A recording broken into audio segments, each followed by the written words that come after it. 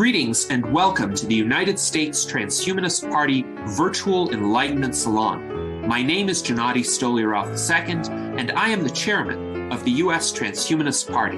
Here we hold conversations with some of the world's leading thinkers in longevity, science, technology, philosophy, and politics.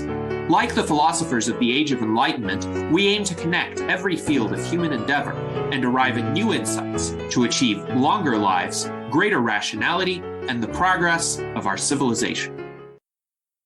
Let's quickly look at a global life expectancy graph from 10,000 BC to today. It's a little off, but you get the point, right? It's getting better all the time. I'm here with my favorite transhumanist, Gennady Stolyarov, who is the author of Death is Wrong, one of my favorite books at this point. Also a leader amongst men and transhumanists in general. Thank you for being here. I'm glad you made it. Thank you very much, Andreas. It's a pleasure to speak with you again. Yeah, I hope that people have taken the time to check out Death is Wrong since our last conversation, because it's something that a lot of people didn't have the opportunity for generations to even consider, right? I mean, except for maybe the most religious people that were creating the idea of life after death. This is maybe the first time in history that we're talking about this as a grand populace that are making our own decisions and thinking about, do we want to die? Do we want to get old? I think also about people like Larry Ellison and Lex Luthor. There was a really cool page I wanted to pull up. 1100 years ago, monks were looking for the elixir of the immortal life, and they mixed together charcoal and saltpeter with cream of tartar and sulfur. Instead of immortality, they discovered gunpowder. Life comes at you fast. So I wonder what you think about along the way that people are working towards this. Some people are afraid that we're going to lose our humanity. Some people are afraid that this might destroy us. But also, we have all this evidence around us of people that have been working on this for decades now. We're seeing results all of a sudden. There are people that are looking like they're kind of defying age, and 120 might become the new 60, right? Like, we're seeing that. I think this could well be the case for at least some people in the older generations, people who are middle-aged, or even some people who would qualify as senior citizens today. We know aging does not occur at the same rate throughout the human species, that it is possible to modify one's rate of aging. Now, there is a caveat. Today's techniques can only take one so far. So it's possible to modulate the rate of aging for most people by about 5 to 15 years. Perhaps some biohackers who undertake quite extreme regimens might be able to do a little bit better than that and get a 20-year improvement in biological age. To get much more than that, we would need to have rejuvenation therapies that reverse aspects of damage that occur at the cellular and molecular level. And this is where an engineering-based approach, such as the SENS approach, which stands for Strategies for Engineered Negligible Senescence, articulated by Dr. Aubrey de Grey, would come in. The good news is Aubrey has quite a bit of optimism about the time frame over which these therapies might become available. The key is might, because we still need funding and we need public support for this kind of research. But with adequate funding, he thinks there is a 50% probability that they will become available 12 to 15 years from now. And that is good news for people who are middle-aged or even older today, because if they can keep themselves healthy for that period of time, then those therapies might arrive in time for them. A good way to conceive of this is through multiple bridges to longevity. And this was the approach that was discussed by the famous futurist Ray Kurzweil, who recently also came out with a new book called The Singularity is Nearer. But in a previous book co-authored with Dr. Terry Grossman, Ray Kurzweil wrote about 3 bridges. The first bridge is healthy living. And with healthy living, it's possible to somewhat moderate one's rate of aging. And yes, there is Ray Kurzweil. I also interviewed him at RadFest back in 2018. Right. So the second bridge is biotechnology. Through advancements in biotechnology, it may be possible to achieve more significant age reversal, not just slowing down the rate of aging, but actually rejuvenating oneself. And then if one benefits from the wave of advances brought about by biotechnology and lives long enough to see the next generation of advances in nanotechnology, at that point, we will get essentially the ability to repair the body indefinitely. Think of nanorobots circulating through the bloodstream, detecting any damage at the cellular level, repairing the cells that are damaged, and sending continuous data so that one can actually track one's vital signs in real time. We already have some of this through fitness trackers, for example, and the fitness trackers are becoming more advanced and more sophisticated, but this will be extremely granular data tracking cell by cell, and it will be aggregated using AI to give people insights about exactly what's happening with their health so that they can intervene and catch problems very quickly. Before they happen, which is what we're seeing now a lot of the time. And it's crazy also, Larry Ellison, he's 80 years old. This is one of Steve Jobs' friends, which, you know, I find really interesting also the way that worked out. Because look at 80. I mean, he's looking pretty good for 80. I'm just saying, if you look like that at 50, you're pretty happy. I know dudes who look like this at 45. So, you know, he does look like he's doubled it. He's doing a little bit better than some others are in this game. Bryan Johnson even throwing out an accolade to him. So, I mean, it doesn't seem as irrational. It doesn't seem as imaginary. It doesn't seem as hypothetical. It seems like these are all examples, right? Yes, and I will point out, Larry Ellison used to have an institute which did fund anti-aging research for a few decades. Unfortunately, he seems to have stopped doing that sometime in the early 2000s, even though he's sympathetic to fighting death, and he has expressed that he essentially never understood why people accepted death because it seems like the greatest possible loss. But I don't know what happened to lead him to stop funding that research. It seems he might have applied some insights to help himself, of course, not age as rapidly. Gennady, I'm the conspiracy theorist here. Come on, that's my line. No, that's okay.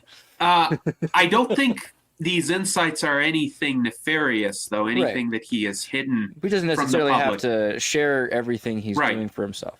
Right. I just think when people are in possession of these kinds of resources, and more importantly, highly in control of their time, as billionaires are, as Bryan Johnson is, of course, as Jeff Bezos is, they can pursue experimental regimens and they can get advice from medical doctors. They can have any assistance that they need to make sure their days are structured in ways that are conducive to healthy living.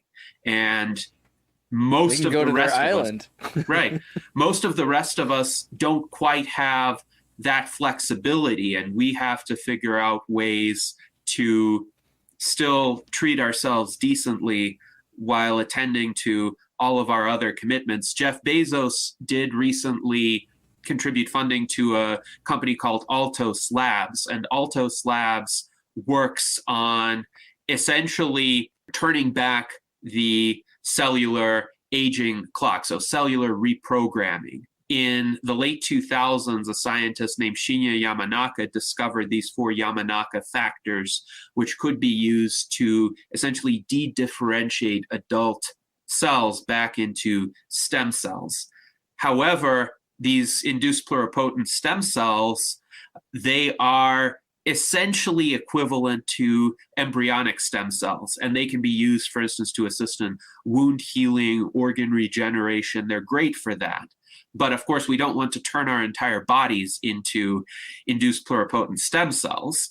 We would want to turn the cells of our bodies into younger versions of themselves. But for instance, you wouldn't want the cells of an infant, you would want the cells of a 20-year-old, for example. So this partial reprogramming is harder to do than getting the induced pluripotent stem cells, and that is what Altos Labs is working on. Now, I will have a critique of Altos Labs, and that is, like many startups funded by billionaires, for whatever reason, it's a bit shy about its ambitions and a bit secretive. So it, for instance, says it's not a longevity company, it's not an anti-aging company, it's a partial reprogramming company. That was what one of its spokespersons said about a year ago. And it was kind of strange because partial reprogramming is an anti-aging approach. If it is made to work, it would improve human longevity. But they don't want to go out and say that. And it's similar to, say, Calico, which was co-founded by Larry Page and Sergey Brin. It is a subsidiary of Alphabet, and it is doing some fundamental research in the biology of aging. But for whatever reason, Calico chooses not to make a whole lot of public statements about its work. So it has published a couple of papers here or there, but not a whole lot is really known about the research that it undertakes. So when I go to conferences about age reversal, longevity, rejuvenation, radical life extension, whatever names you want to use for it, I don't see people from Calico and I don't see people from Altos Labs for whatever reason.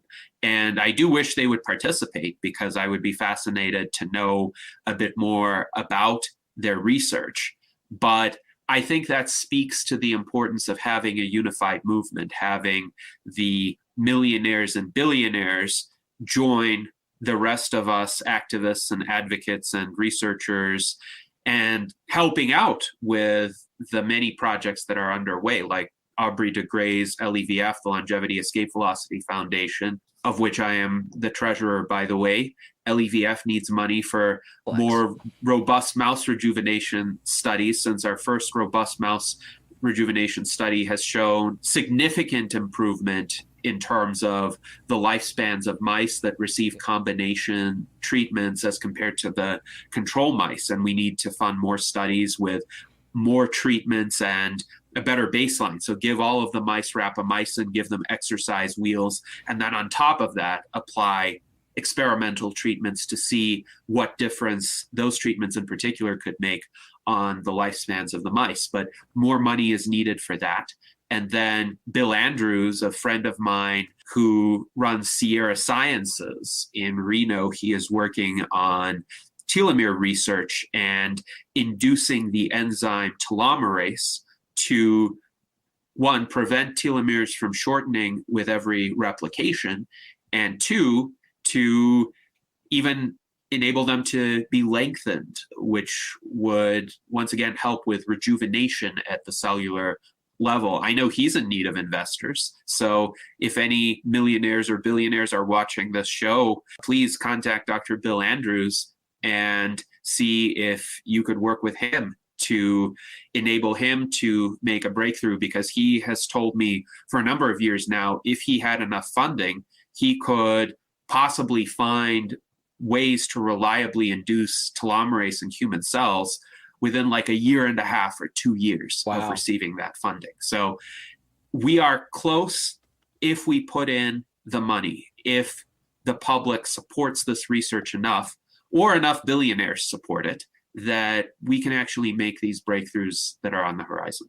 It's interesting thinking about Altos and Calico writing new DNA code, because that's, you might have a legal segue there to say it's different than anti-aging research. Maybe there's some benefit to that I don't yet understand. But also by studying aging and understanding the metabolism of cells and genetics, and they can maybe train cells to do things like younger cells without actually emulating the way your cells were when you were younger. There might be another way to do it that they come up with. That might be part of the plan. It's possible. I think one of the implications of their secrecy is we can't quite discern what they're doing. So they could be doing what you mentioned, but I just wish they were a bit more transparent. Well, this is why Bryan Johnson. This is why Right. Bryan. We should talk about the insular elite mortals and William Shatner. But first, let's look at a guy who gets a bad rap for telling everybody everything he does. Right? I mean, here's a guy who one time, come on, man, like it's like that Scottish joke where you have one sheep, but he's got one time he does his intergenerational blood transfusion, finds out it's not super useful for him to use his son's blood, but ends up still giving his blood to his father. Right? So he's actually also extending his father's life.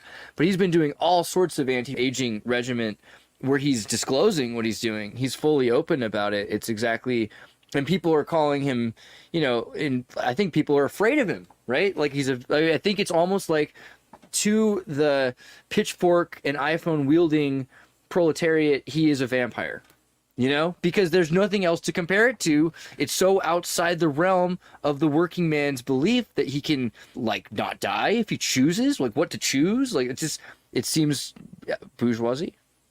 Well, I admire Bryan Johnson in a significant way because he is not afraid to outright say, don't die, that is his goal, to avoid death. And I had a nice brief exchange with him. Minor flex. I was about to say, you've actually got a good interview with him right here. Yes, indeed. It was a brief conversation at Longevity Summit Dublin in 2023, but I asked him a question and he had to pause to consider his response for a moment, because I asked him essentially, well, what can we do to get more people in his position to outright say, don't die, to outright express the position that they want to reverse aging and solve this problem of mortality that befalls all of us. And he did have to think about the answer a bit, but he said, perhaps the friction is what we need to succeed, that somehow the opposition from the establishment, if it's particularly strong or vocal, could galvanize us to actually make these breakthroughs and motivate others to participate in the movement. So that's an interesting perspective, but it seems he's willing to take on the controversy. And it's interesting. Sometimes he intentionally courts controversy. I've heard another friend of mine, Mark Hamalainen, who runs the Longevity Biotech Fellowship and is actually helping to train the next generation of anti-aging researchers. He mentioned to me that Bryan Johnson said something along the lines of, if 50% of people don't hate you, then you're not being controversial enough. You're not pushing the envelope sufficiently. And it's a bit of a different strategy than I pursue. I actually pursue a very nice strategy by comparison. I try to be friendly with as many people as possible, even if they disagree with me. But Bryan Johnson definitely does like to push the envelope and sometimes likes to play into the stereotypes that there's people a difference between, like, you're from Belarus, you wouldn't want to be rude in Belarus. Like, I feel like he's from Utah, and there's a thing called Mormon nice. I feel like that's also, he's coming out of that, and so you get a little reactionary, you get kind of interested in disturbing things. But also we kind of mentioned this earlier, there's a fundamental spiritual almost level of humanity that seeks immortality, that seeks to defy aging. It's something so primordial. It's not actually alien to us at all. It's something that's part of every tradition. Everyone has some kind of thing where they come back slightly different or they stay the same. Yes, absolutely. And if you think about the earliest known work of literature, it's the Epic of Gilgamesh. It is about the pursuit of immortality. So as early as humans were aware of mortality, aware of what happens to other people and what would well happen to them in the long term unless something were done about it, they were seeking for ways to either escape it or to make peace with it. And escaping it in pre-scientific times would necessitate a recourse to mythology or religion, to some idea of the persistence of the soul, of the persistence of the self in another realm, because it really is inconceivable to think about one's own self, one's I-ness, as I call it, not existing. Really, if you try to imagine it, you can't, because you can't imagine the complete absence of anything. It's not like a long sleep. It's not like just a stasis, because you're not even aware of anything. You're not even remembering what happened before. It's as if you never existed. And that I think, is such a frightening idea that humans throughout history have resorted to every possible means to try to figure out how that wouldn't happen or how to make it not happen. And as somebody who is an atheist and materialist, I would say, unfortunately, there is no evidence that the self persists beyond the existence of this body. I think the self is dependent on a very complex array of biological processes. I think even a theist would, all right, so a theist would have a hard time unless you wrestled it out for a second, maybe. But if you think about what theists believe, it's usually that you become something different. You have a tabula rasa with reincarnation. The idea of I-ness and self is still different than a theist would say about a soul, right? Because a soul is separate from your memories. So you're talking about a very specific thing, and it's something that you're trying to perpetuate the memory. And what is life really but memory? So to perpetuate life is to perpetuate the ability to remember what happened and to execute decisions and choices on that. That's all DNA is doing. That's all your cellular level is doing. So I don't see that as something that's even a conflict with the soul or Geist or energy or anything else like that, because that's not something that offers you the perpetuation of the I-ness or memory. That's something separate. Right. And I will note there are many theists who are transhumanists who do embrace the pursuit of radical life extension in this world. At RadFest back in 2018, I met an older Christian gentleman. He was Catholic, and he and I had a lengthy philosophical discussion over breakfast. And he said he was interested in anti-aging. He was interested in the technologies being discussed, but he wouldn't want to live forever because he believes in God, he believes in heaven, and he eventually wants to go there. And I told him, well, do you want to live to be 200 years if this technology allowed you to be 200 years old and continue doing good works in the name of God? Would you take that? And he said that, yes, he would. Yes. So essentially, I told him at that point, you and I are aligned, because in order to achieve a lifespan of 200 years for you, the precise changes that I and other transhumanists advocate would need to happen. And then when you're 200 years old, we can talk again about whether you would like to live further and perhaps do more good works in the name of God.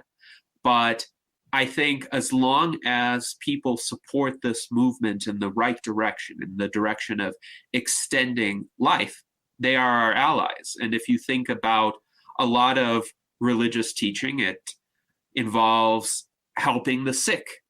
It involves healing those who have been injured. Even the stories about Jesus talk about how he cured the sick, how he made the blind see, how he made the lame walk. And that is a set of very transhumanist kinds of transformations. So, 100%.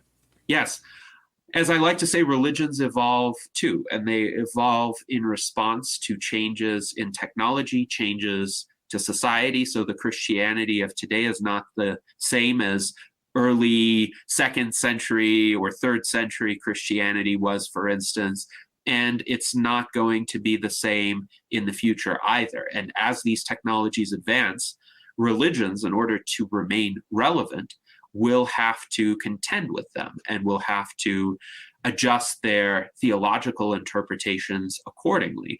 And there is a Christian Transhumanist Association. There's a Mormon Transhumanist Association, speaking of Mormonism, and it's one of the most numerous transhumanist organizations, actually. If you think about Mormon theology, it talks about man becoming more God-like and people having their own planets. I like it. I'm a fan. Mm-hmm. Let's think about William Shatner. He said, how do you stay young? How do I look so young? He said, like, I drink the blood of young runaways. That was his quote. But I think he does something a bit more interesting. Looking at William Shatner. Yeah, so I actually met William Shatner on a few occasions, but last time in February of this year at the Biohacker Expo in Miami. And he is 93. He was already 93 at the time. And he looked like he was in generally good health. Now, he did have an injury from a riding accident that happened when he was 91. And so he had a shoulder injury that he was trying to get treated with various experimental therapies. Like he had an If you're riding a horse at 91, though, I mean. Yes.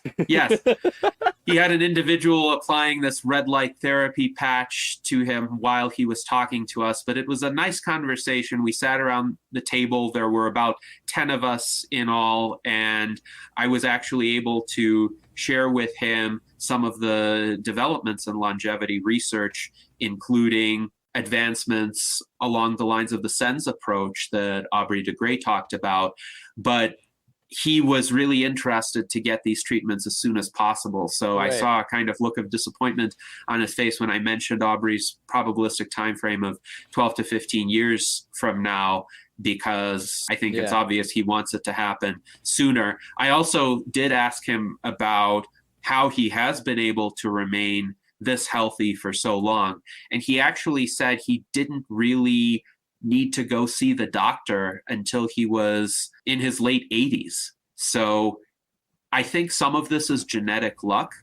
I also think some of this is the avoidance of particularly destructive habits.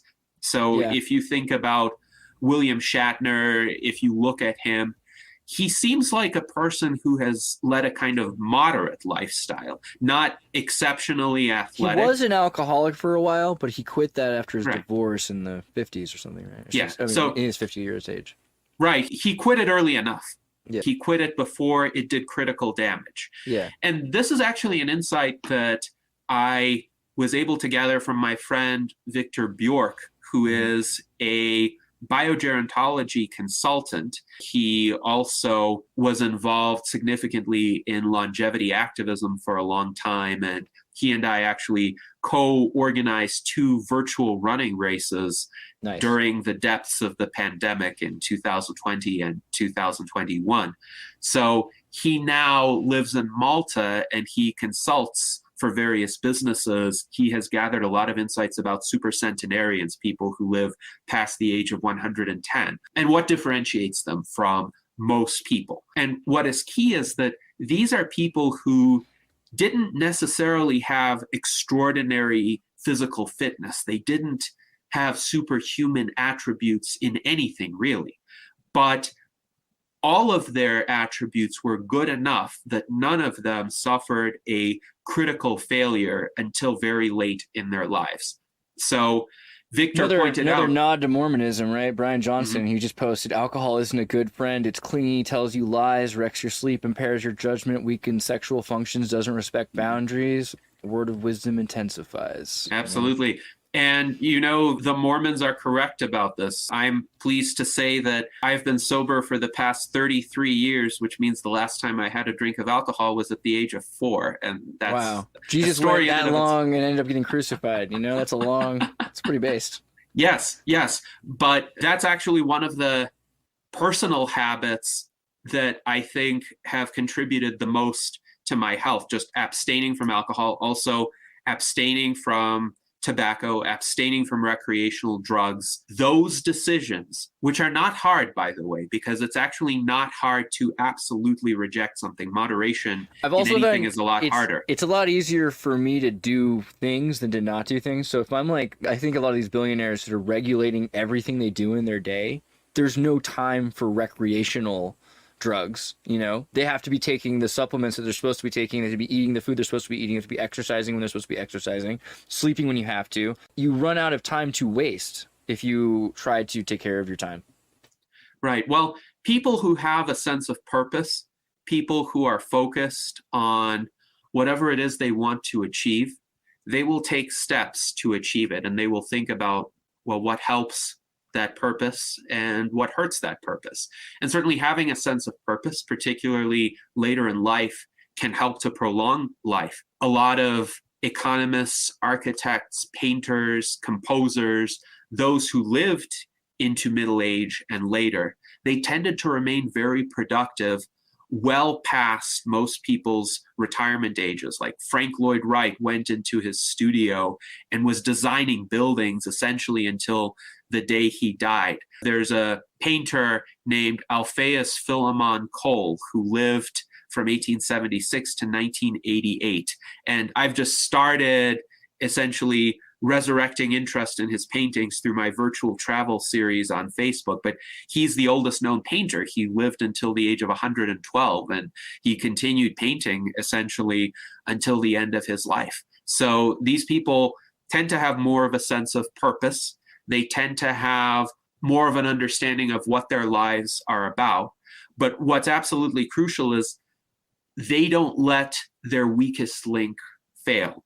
So what could a failure look like? It could look like a heart attack or cardiac arrest or stroke or cancer, for instance, terminal cancer, though some cancer survivors have gone on to live a long time if they got rid of their cancers. So a good example is actually my grandfather. He had a form of skin cancer in his 60s, and he's 90, getting close to 91 right now. And because that cancer was completely removed, he was able to survive for a long time after that.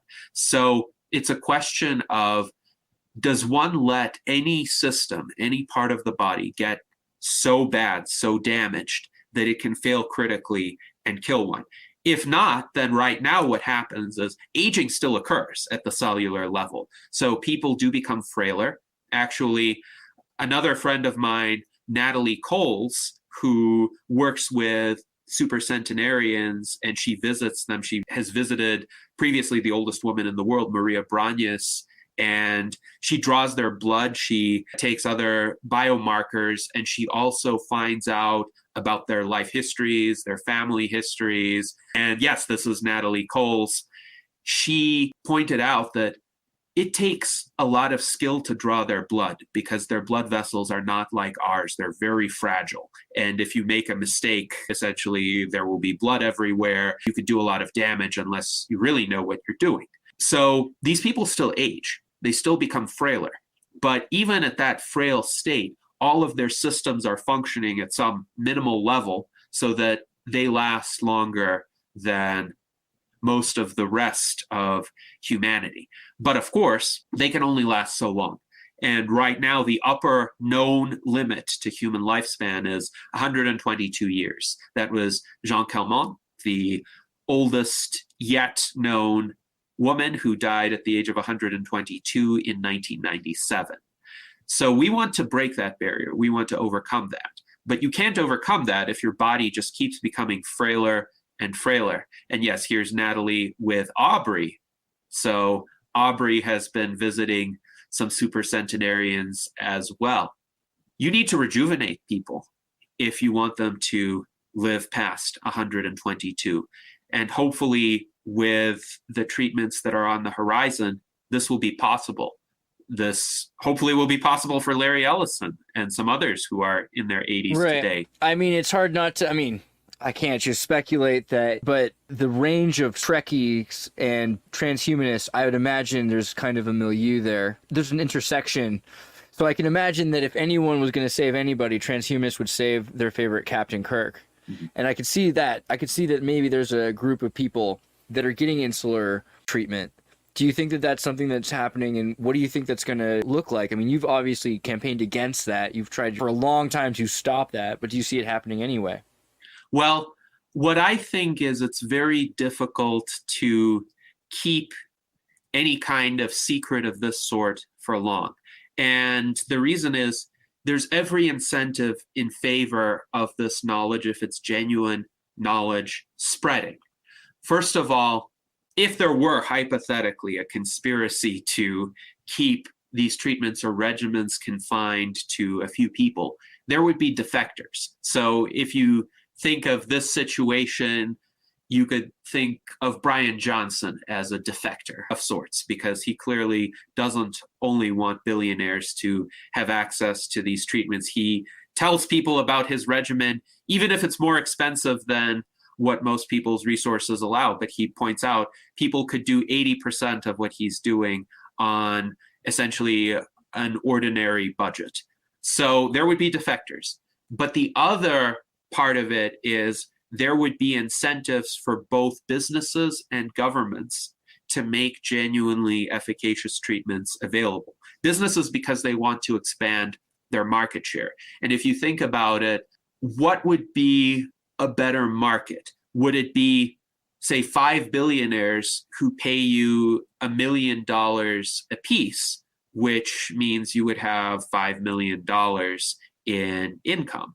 Or let's say you have 100 million people to start with, and those 100 million people pay you $1,000 a piece, and all of a sudden you have $100 billion in income. And maybe it won't just be you, it will be a bunch of competitors, because competition is what tends to drive this kind of availability. But take a look at the typical cell phone. This is a much more powerful device than millionaires and billionaires had at their disposal in the year 1990. If you think about all of these bulky cell phones that used to be status symbols, well, now even a subsistence farmer in sub-Saharan Africa has access to a better cell phone. The key is that there be freedom of innovation. Now, governments, if they're rational, which is a big if, by the way, if they're rational, will have certain incentives. So imagine if the costs of Medicare could be greatly reduced, or people don't have to retire as early, because a lot of retirements are actually because people can't work, not because they don't want to work.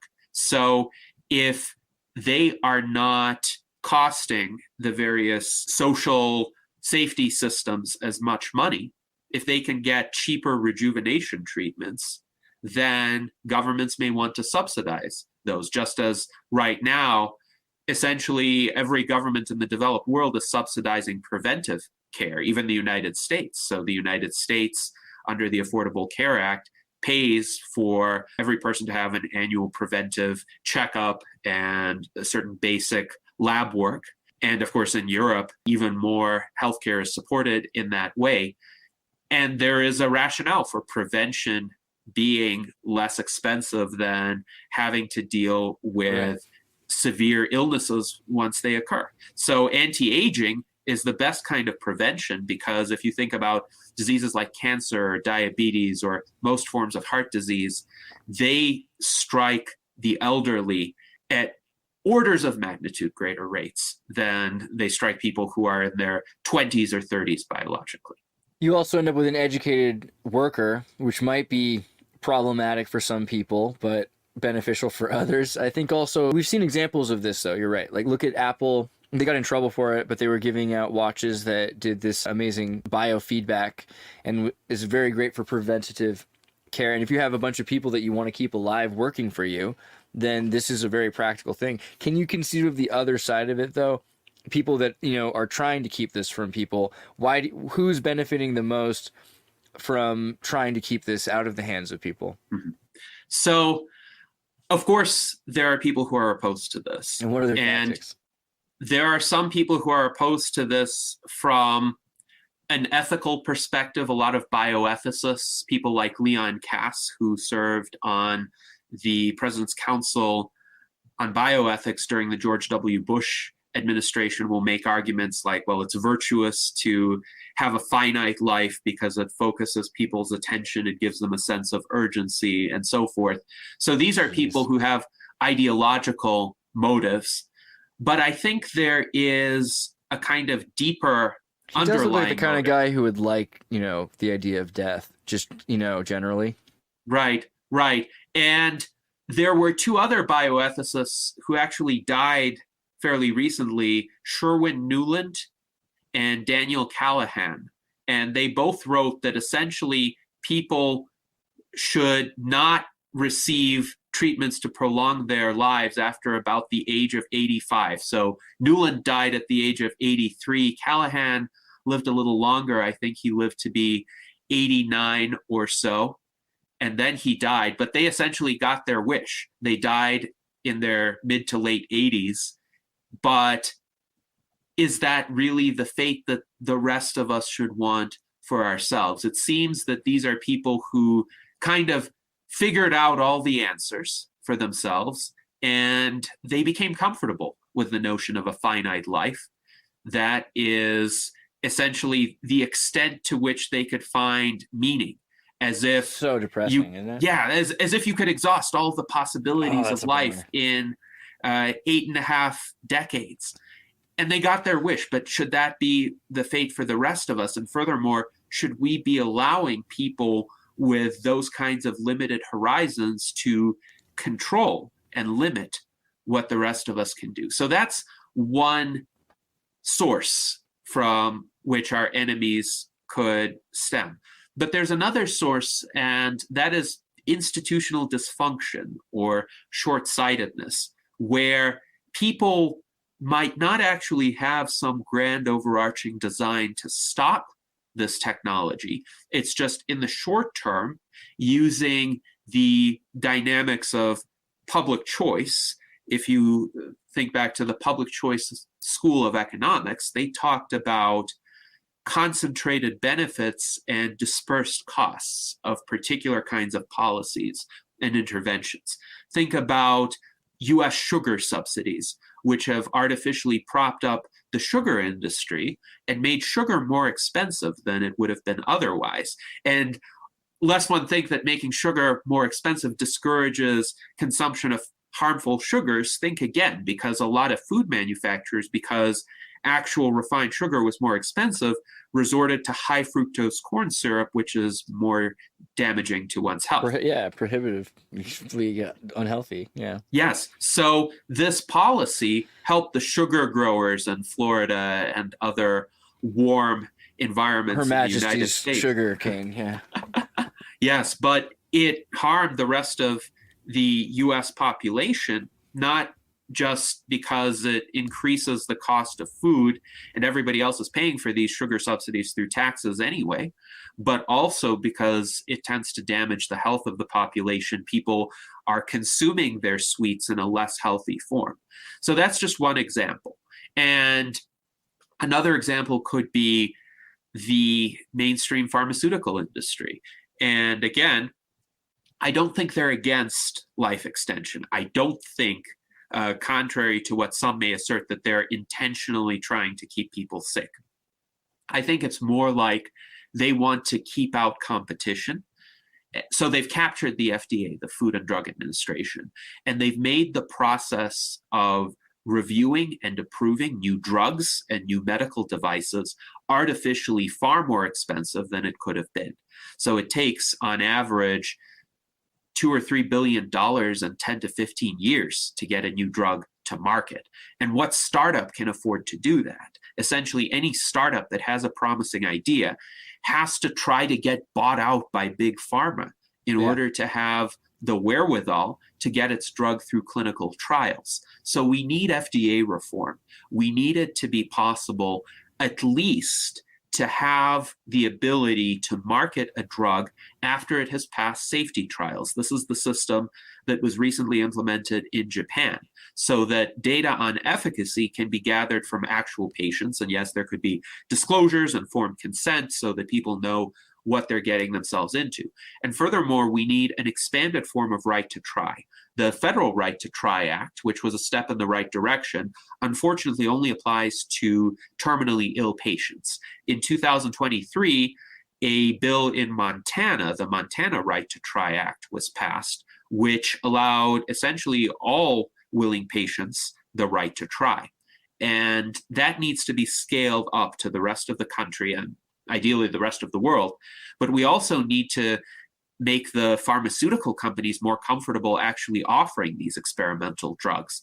And insurance companies need to be more comfortable covering them, because right now, even in cases where a patient has the legal right to try, a pharmaceutical company could say, well, sorry, we're afraid of the liability potential for this if we let you try this drug. Or the health insurer might say, well, this costs a lot of money, we're not going to cover it. So we need to figure out approaches for these entities to be more comfortable. Again, I don't think they are the enemy as individuals or as organizations per se, I think the incentives are misaligned, and the understanding and the long-term interest is not there. Short-termism is really the biggest problem, focusing on the very near-term future at the expense of the longer-term future. If you think of election cycles, how most politicians are in campaign mode all the time, and they think about what issues will get them the most attention and get them elected. And these tend to be the wedge issues. These tend to be the issues that get people riled up, the culture war issues, not issues about the progress of science and technology and the long-term future of our civilization. Or if you think about business incentives for publicly traded corporations, they're focusing on the bottom line, the quarterly earnings report, the stock price. And this doesn't have to be the case, by the way. You can thank or blame Jack Welch of GM for that kind of mentality. But if they were to focus on the longer term, they would realize this technology is really going to be fundamental to how people experience life in the future, and they had better invest in it now so that 20, 30 years from now, their companies are not displaced from whatever market dominance or influence they may be enjoying today. So shifting people's frames of mind, getting them to think longer term, that I think is our major objective. That's what I'm trying to do with the U.S. Transhumanist Party and all the discussions that I engage in. Absolutely, with the salon. I know also we talked a bit about cryogenics and Greg Fahy, and I think that would be interesting to bring up. You saw him recently, correct? Yes, that's right. So I attended RadFest in Anaheim, California. He was one of the presenters there. Always very interesting to hear updates from him. He has conducted the TRIM trials, TRIIM, which attempt to rejuvenate middle-aged individuals. And he works in particular on thymus rejuvenation. So the thymus is an endocrine gland that essentially wastes away fairly early on in a person's life. So by the time somebody is 50, they barely have any of it left. So he was able to successfully regenerate his own thymus. And this is what he's offering in the experimental trials as well. So that's one area of his work. And he has a company called Intervene Immune that does that. He has another company called 21st Century Medicine, which focuses on improving cryopreservation techniques. He was really a pioneer in a cryopreservation technique called vitrification, which essentially turns the tissues of the organism into a kind of glass-like substance to prevent the damage that occurs from straight freezing a set of tissues. Crystals don't pierce it. It's amazing. Right. But the key, of course, with vitrification is if you've turned your organs into this glass-like substance, you want to figure out how to reverse that and undo the toxicity of the cryoprotectant. So he has been working on that for a long time. And we know it's possible to bring back C. elegans worms, for instance. So they've been vitrified and then their vitrification was reversed, and there were experiments done by Daniel Barranco and Natasha Vita-Moore showing that a worm that has been revived from cryopreservation actually preserves its memory, so it can recall objects that it had seen and interacted with before it was cryopreserved. And more recently, Greg Fahy performed experiments with rabbit kidneys, where he and his team vitrified rabbit kidneys. Wow. And then undid that vitrification and reimplanted them back into the rabbits. And there's a rabbit now in the 21st Century Medicine facilities that has been living a normal life for over a year after. With the glass kidney? This is like, I don't know if this is like Perseus and Medusa. I haven't quite figured out the myth here, but there's something about turning people into stone and back again, which is magical. I'm pretty into this idea. This is pretty interesting stuff. So you'll be hearing about the rabbit, hopefully sometime soon, sometime within the next year. Wow. But Greg Fahy himself is in his 70s, and he doesn't look like he's in his 70s. Yeah, he looks like someone in his 50s.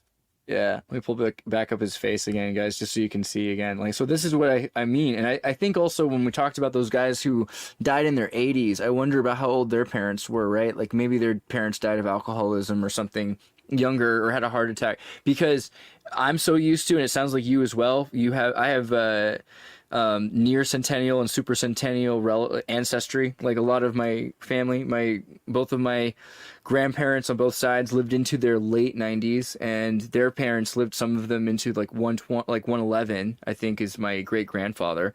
And so I'm familiar with people who live very long. It just seems like to die 80 is almost to die young to people that are used to living a long time. I know Japanese people that similarly are familiar with this. And yeah, if your grandfather's alive right now, it would be insane to cut that short, right? I think that's a big part of it. We're living in a different world than some people.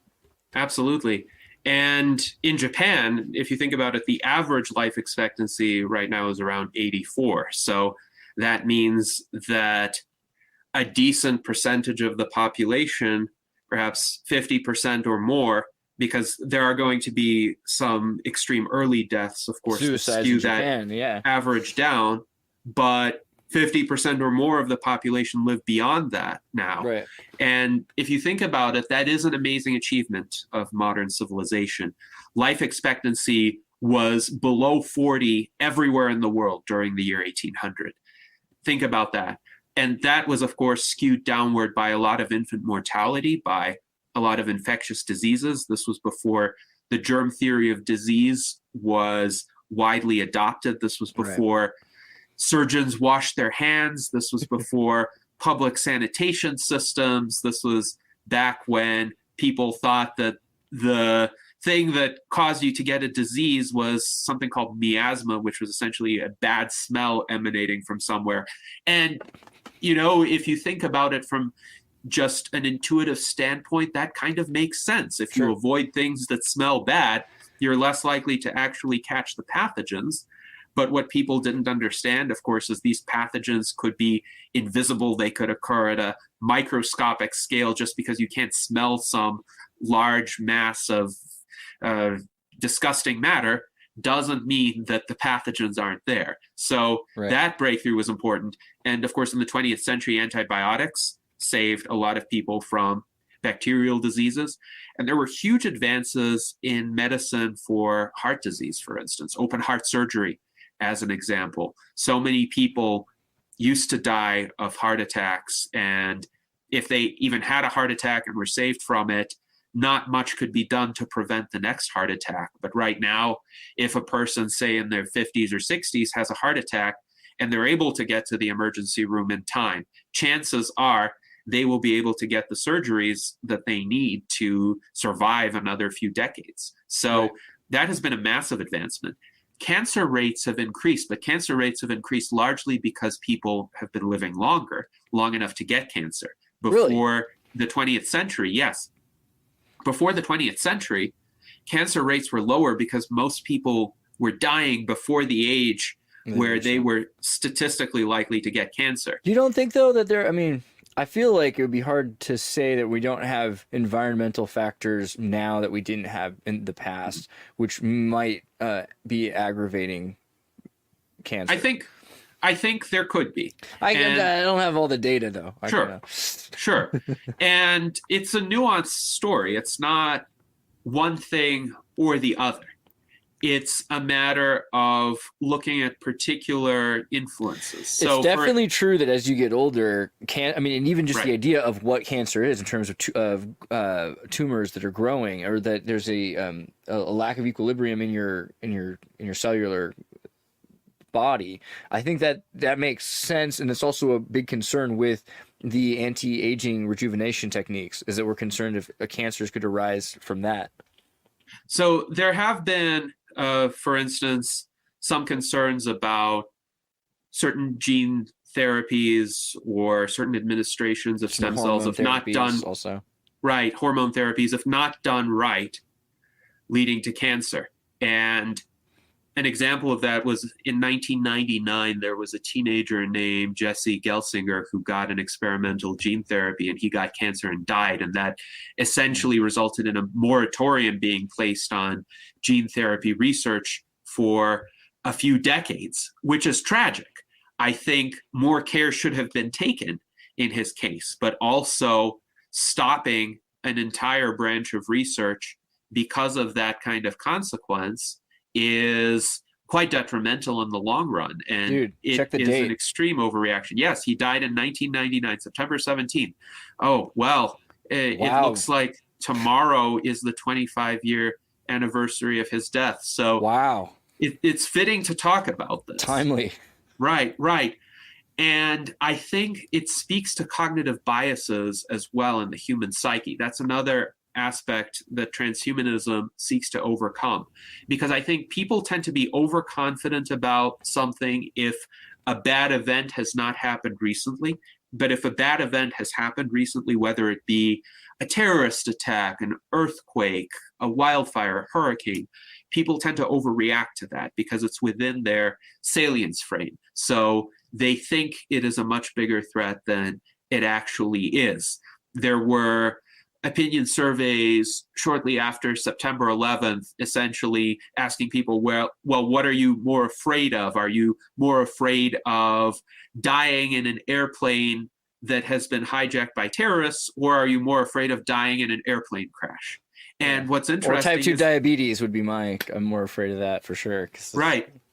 And that kills more than airplane crashes, a lot more. Yeah. But the interesting part of that particular opinion poll, and there have been others like it, is that the former category is subsumed within the latter category. So dying of an airplane crash is by definition more likely than dying of an airplane crash caused by terrorism. It's like saying dying of a gunshot wound is by definition more likely than dying by a gunshot wound caused by your neighbor Joe Smith. But if somebody really doesn't like their neighbor Joe Smith, they might be more afraid of that particular scenario than the generic death by a gunshot wound. And it's all a matter of how one frames the question, really. Do you have, also Dr. James Wilson, right?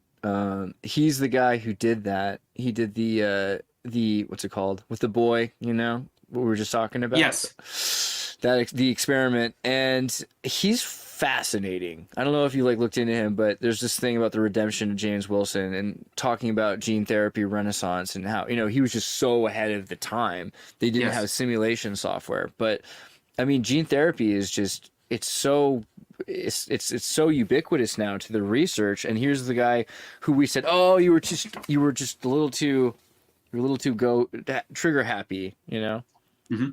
And tragically, it's possible for some people to be completely right, but ahead of their time, or mostly right, but they made some misstep somewhere along the way.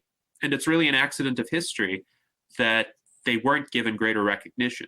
But gene therapy has come a long way. So the FDA has been authorizing some gene therapies for rare diseases now.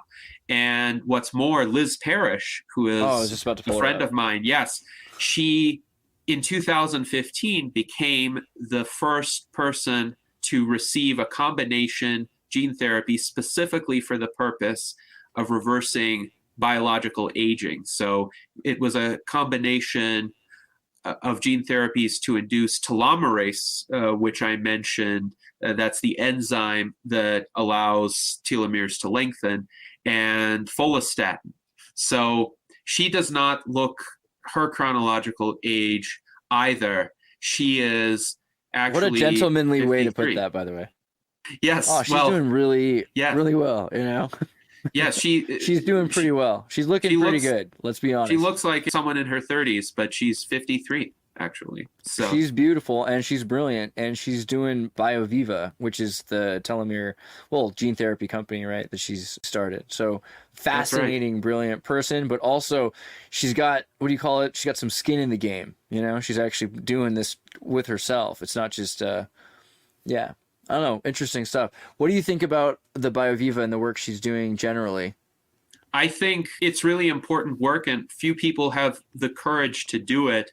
So she herself, of course, had to go to Colombia to get this experimental combination gene therapy. And really, what BioViva is doing is it is getting patients connected with clinics and providers who would be able to perform these gene therapies for people who are suffering from rare diseases and degenerative conditions for which there's otherwise no real treatment or cure right now. And you're not allowed to do it anywhere else. It's crazy. Mm-hmm. So it's giving these patients the opportunity to extend their lives, and the opportunity is avoiding pharmaceutical billionaires buying out these products and these research clinics. It's actually kind of like giving these smaller clinics the opportunity to experiment and to progress in this science, which is something that they've been inhibited from doing as well.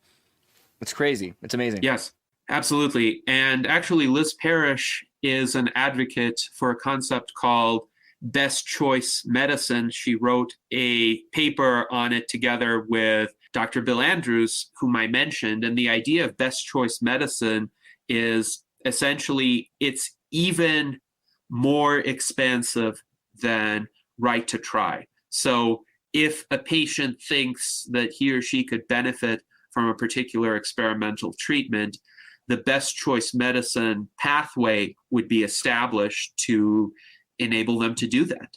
And I think this is a very promising concept and a highly important one to advocate for. Hopefully, we can get the FDA and policymakers to listen, because as in the AIDS epidemic in the 1980s, I think it's possible, if there were enough public support, enough advocacy, sufficiently strong advocacy for it, these policymakers would realize, what do people really have to lose here?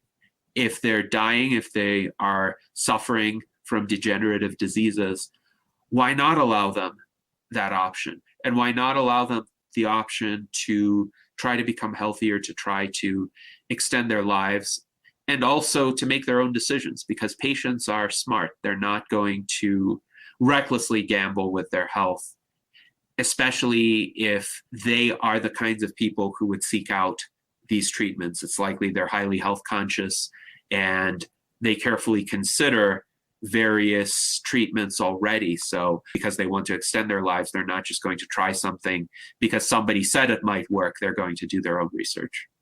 What about a concern? I mean, we've kind of talked about the insular elite immortal situation, but what about, genetically modified super soldiers from the U.S., Russia, and China? The idea of a Unter and Übermensch class emergence because of the availability of some of this technology.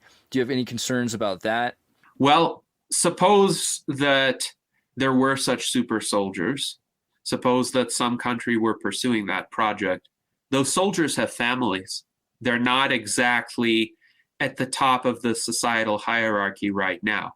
Right. So what would the implication be if only they were genetically enhanced? Would the ruling elite of such a country, even if its sole intention is to create more resilient fighting machines, would that ruling elite limit those enhancements to a stratum of people who are not at the top? That would seem to be rather odd. So I think if they're creating super soldiers, that technology is going to spread to other segments of the population. And they wouldn't be just the elite segments. Think about some middle-class professional.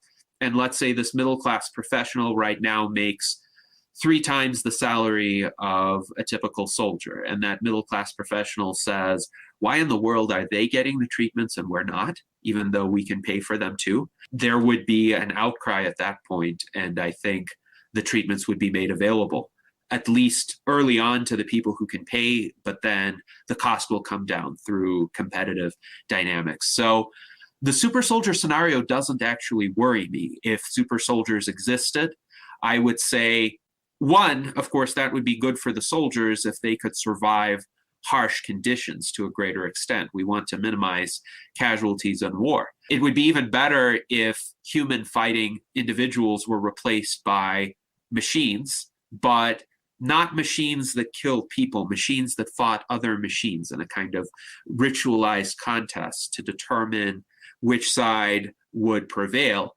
And that way you spare the people, you spare the infrastructure, you spare the resources, and you could even have conditions for resolving the conflict. Like if your country's fighting robots beat the other country's battle robots, then your country gets this piece of territory. So it's a kind of more genteel method of warfare. But the super soldiers, I think, would not be problematic necessarily as long as they're not engineered to be ruthless, for example. Right.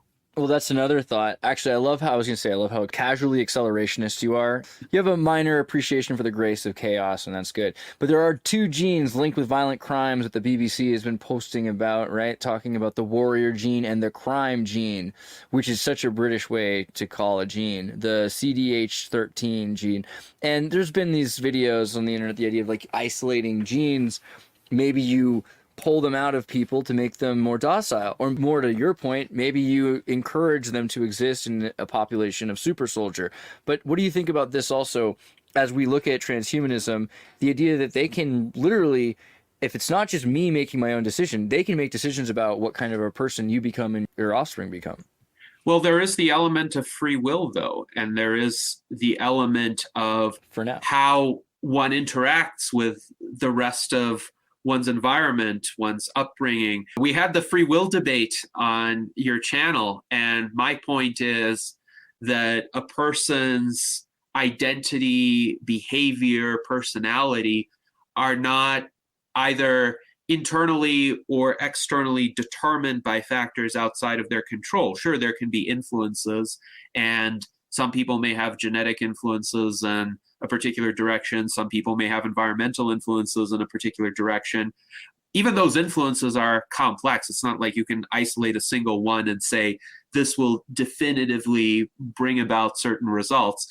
But moreover, people have choices, and they're able to make choices to overcome certain kinds of influences. And I think there is no, let's say, recipe for changing the makeup of somebody's personality or the predominant personalities in a given population. I think if it were that easy, it would have been done already.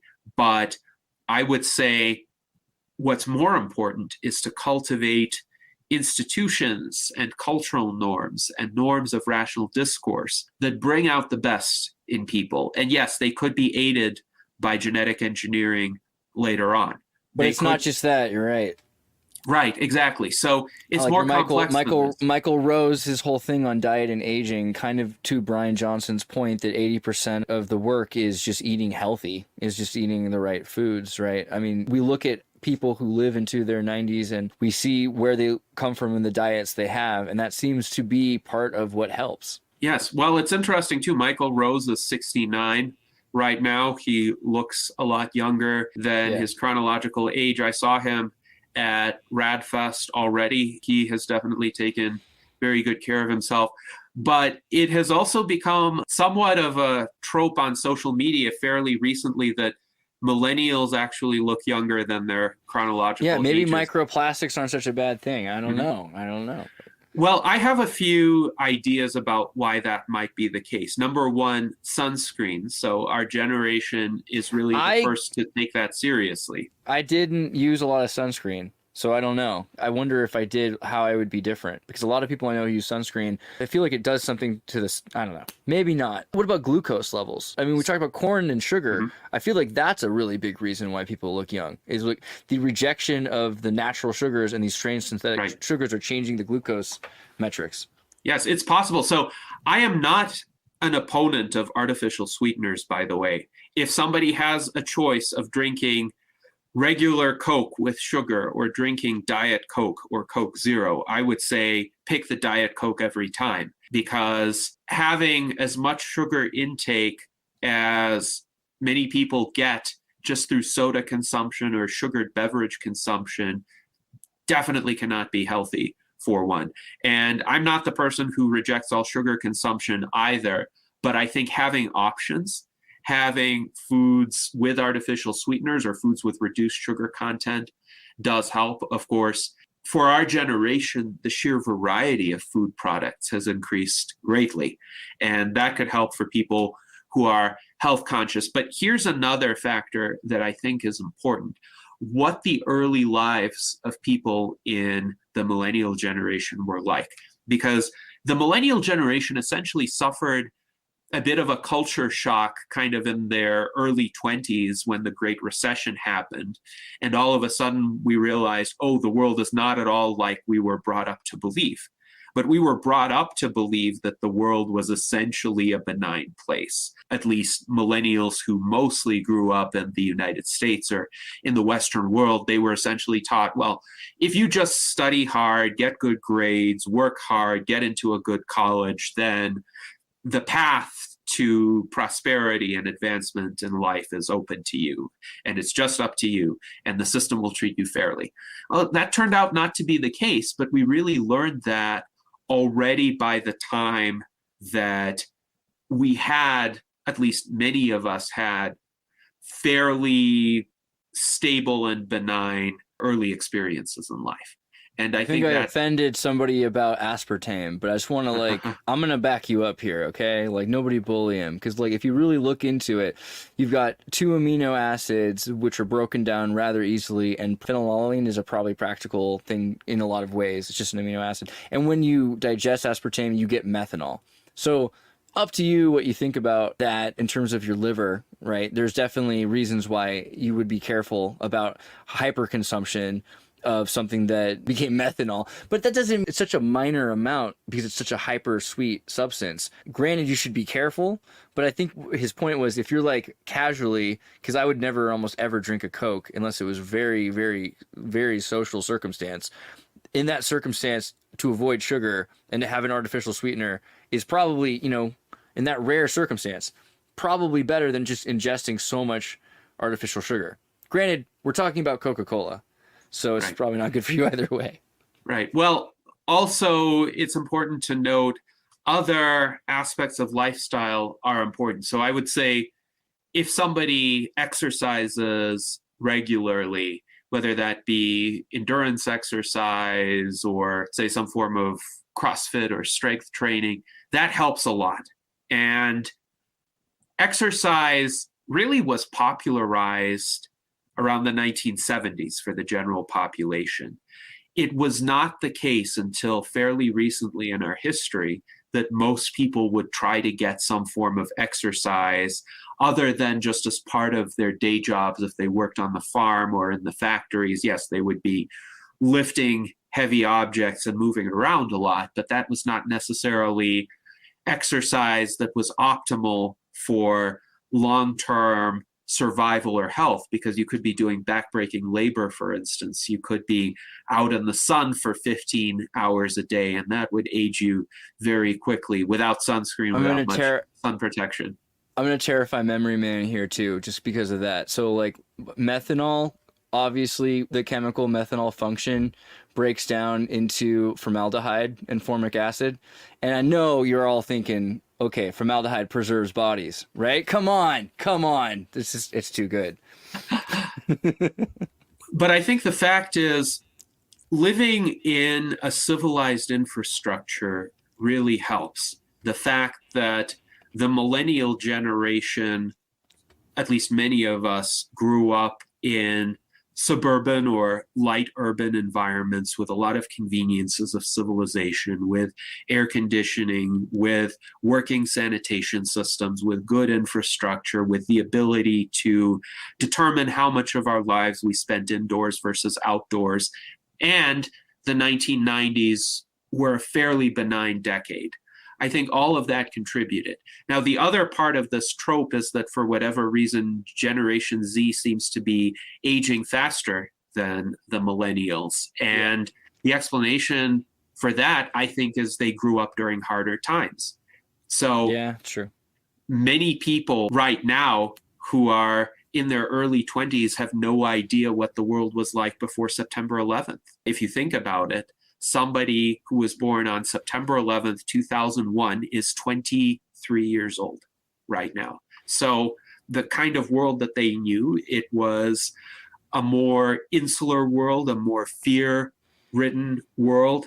During most of the time they were aware of the world, the Great Recession would have already happened and kind of wreaked its havoc. The country had become more polarized. People are more Couldn't go to their distrustful own of one another. graduation because the entire society collapsed on them. Yeah. Right. So Sucks to be them. this worries me, actually, because the transhumanist movement is in need of younger people. And right now, a lot of the active transhumanists are between the ages of 40 and 70. And these are people who grew up in more techno-optimistic times. Yeah. These are people who often remember the golden age of science fiction, the space race, the advances of the information revolution, people who saw huge improvements in films, in computer games. If you think about it, the first Mario Brothers game was released in 1981. So somebody who was 5 at the time who played it would be 48 right now. So these people are well into middle age. And they get the transhumanist ideas, I think, to a certain extent, and maybe quite paradoxically, more so than the younger generation, because the younger generation has been fed this propaganda of despair and polarization and how you must fear what the world is going to be like. And there are these grand problems from which there's no escape, like climate change, and you must hate the other 50% of the country, whatever that is, based on whether you're deemed part of the red tribe or the blue tribe. And that wears on people's psyches. And what I really worry about are intentionally self-destructive behaviors on the part of the younger population, because tragically, there is an epidemic of drug use, and drug use to the point that it's causing overdoses. There is an epidemic of suicide. My message is death is wrong. Bryan Johnson's message is don't die. And I would say to the younger listeners here, the number one most effective thing you could do to not die, to radically prolong your lifespans compared to what they would be otherwise, is just don't take any recreational drugs. Don't take any substances that could have an extreme adverse effect on your body. If you think of one type of life decision that could make the difference between, at the very least, say, dying at 30 and living until you're 80, it would be that. And most likely it's not going to be 80. If you live until you're 80, we will be in a dramatically different world, and it would probably be quite easy for you to get to 120 or 150. So this is just really important. This is a point that I feel I need to drive home after so many recent events. Hold out a little longer, kids. It's worth it. And I think that's also where to go with this conversation, is that things are changing so fast. We started out talking a couple of years ago, I think, about this, and it was kind of quieter, but we could see, hey, there are things happening. Now we see the faces of people that are living this lifestyle. We're seeing the consequences of that existing. So this is today. We have to wonder, if we look at how telescopic evolution of technology is, it's crazy how much further we are with AI. And I don't just mean making pictures, but even that, looking at your pictures, by the way, are great. You're doing amazing stuff with your AI. But thank you. The AI data informatics systems for looking at DNA and how it's metabolizing is so much more advanced today than it was 18 months ago. It would be like 10 years of human work that just happened.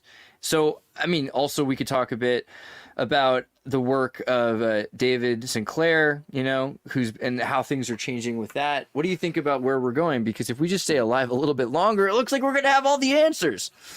It's quite fascinating. So a brief note on David Sinclair. In early September, I recorded a Virtual Enlightenment Salon with my friend Dan Elton, who is the director of scholarship of the U.S. Transhumanist Party, and he had the occasion to attend a small-ish gathering with David Sinclair in Massachusetts, where David Sinclair was interviewed by Manolis Kellis, and he has this interesting view on epigenetic aging. Yes, this is the one.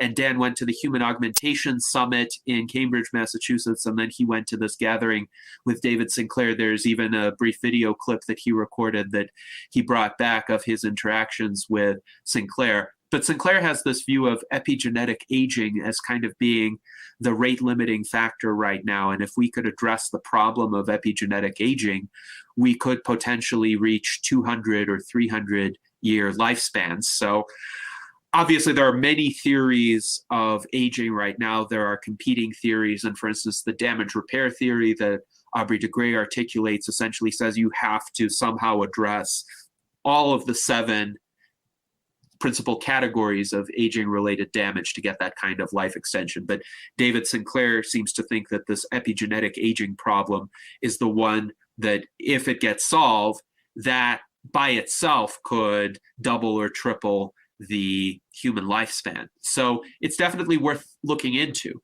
Now, in terms of advances in AI, I will say I am most recently impressed by how the ability to solve mathematical problems has improved, because when I originally tried out various math problems with ChatGPT in 2022, it made some mistakes, and it made mistakes in a way that was a bit devious, because it could show its work, in quotes, in a structure and format. It looked good, that, yeah. That would be plausible to somebody who perhaps was not as familiar with the substance of the problems that it was trying to solve, except it would be wrong. Yeah. Yes, it would be like sneakily wrong, and then you'd have to figure out exactly where it made the error. But most recently, I tried asking ChatGPT, which is now powered by GPT 4.0, which is the latest model from OpenAI. They have the new one, 01, right? Oh, really? Yeah, and that one, yeah, keep going though. But this one was powered by GPT 4.0 based on my understanding. And I actually, back in the late 2000s, published various study guides on my website, The Rational Argumentator, under this section, Free Tools for Rational Education. And I asked it some math problems, like some problems in combinatorics, where, again, the answer isn't just found through rote memorization. For me to write out the solutions to these problems, I needed to do a lot of thinking and stepwise showing of work. And at the time, there were no other solution keys like that online. So I asked ChatGPT to solve these problems and show its work, and it got the correct answer every time that I asked it. So this is a significant advance, I would say. I'm gonna, because you brought that up, and it's amazing that it's able to do that now. That's kind of the thing, by the way. Like, it used to be a psychopath, but we're like, let it be a liar. Let's see how it goes. They started with Microsoft working with OpenAI. What is the most popular note-taking software for university students? It's OneNote. OneNote is what people use. So studying that and studying actual students that are writing PhD papers, they created O1. All right. And so O1, how it works, we train these models to spend more time thinking about through problems before they respond, much like a person would. Through training, they learn to refine their thinking process, to try different strategies, and to recognize their mistakes. This is already a huge change from what we've been talking about in terms of AI. In our test, the next model's update performs similar to PhD students on challenging benchmark tasks in physics, chemistry, and biology. We also found that it excels in math and coding.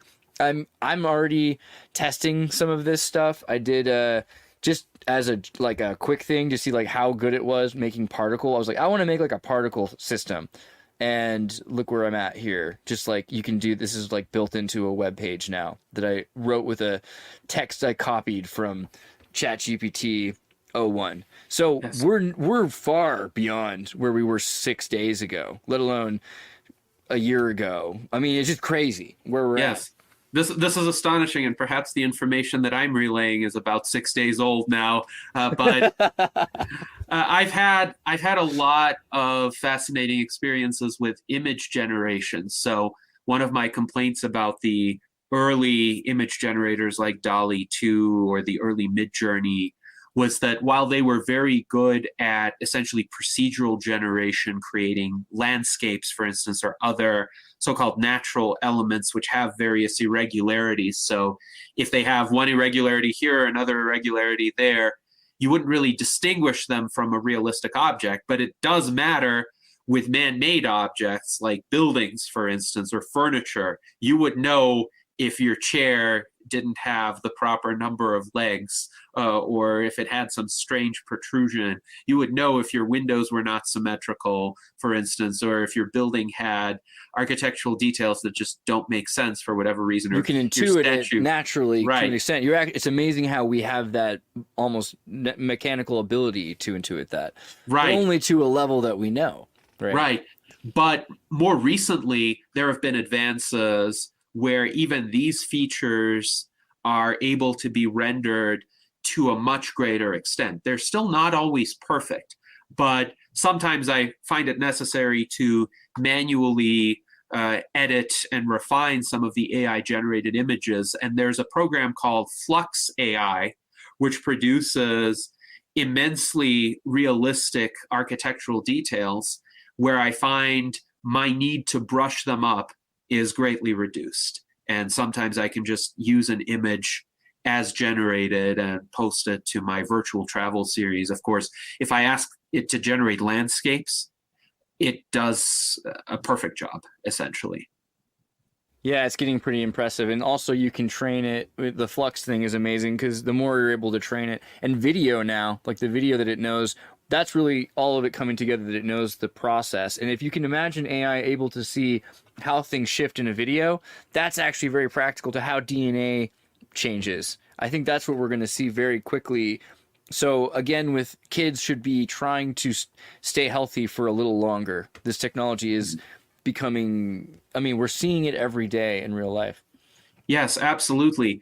And really, who needs drugs when one has this kind of technology that is directly accessible? So whatever kind of world you want to experience, you can experience it directly. You can control the experience. You don't have to chemically alter your brain in dangerous ways. I said Belarusian chair of the Transhumanist Party becoming immortal on daytime talk show. Instant. AI's doing good things. That's interesting. I do want to also show, like, you put your money where your mouth is. Like, here is you banishing death, like, legitimately. Yes. So you're making sure. I want to make sure I covered also, we talked a bit about Aubrey de Grey. I know he has been going through for years now, not just the struggle of trying to extend the life of humanity, but also come under fire, and people have attacked him. I mean, is everything working out now, or do you feel like there's an effort to destroy people that are trying to make this happen in the public sphere?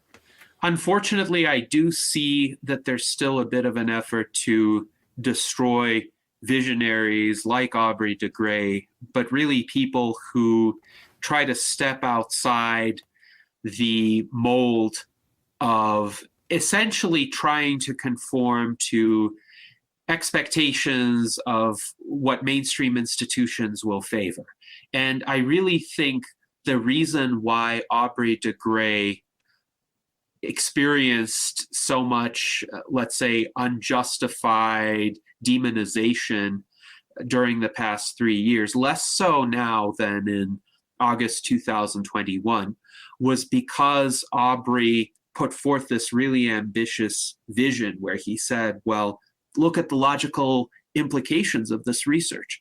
If we can reverse biological aging, even once for people who are in middle age at the time, that would buy them enough time for the next sequence of treatments, and those treatments would buy them time for an even more improved series of treatments, and that could lead to people who live thousands of years. In fact, he said, well, the first 1,000-year-old could be alive today and just 10 years younger than the first 150-year-old.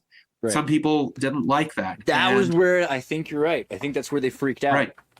Right. In fact, one of the people who made the unjustified accusations against him, in particular, for a long time was writing about how she thought these kinds of statements about even 150-year lifespans were unjustified and irresponsible messaging, because her approach was what she specifically called strategic conservatism, which is to use messaging and rhetoric which would appeal to existing establishment gatekeepers like big pharma or government grant-giving bodies, which tend to err on the side of projects that have immediate returns that are kind of safer, less ambitious, less likely to fail, but also less likely to result in breakthroughs.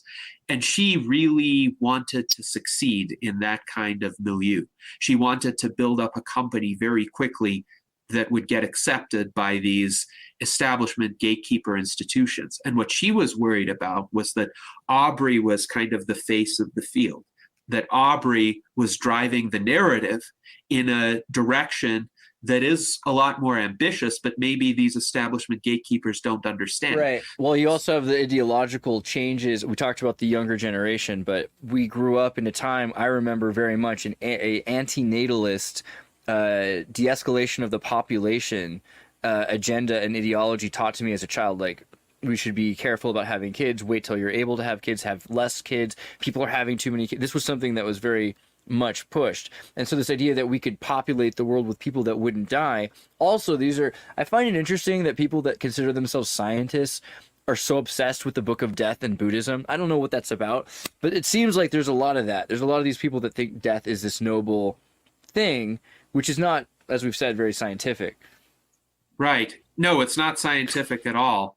And I think there really is a fine line, I would say, between, let's say, justified criticism of certain traditions and traditional institutions and ways of thinking, and nihilism on the other hand. So it's important, if you reject something that was the norm in the past, that you don't just replace it with a void or replace it with some self-destructive mentality. And it's interesting too, I don't have any kids, but I'm not an anti-natalist. I think people ought to have the freedom to make that choice. But to say that it's bad to have kids, to say that it's bad to have a growing population, I think is misguided.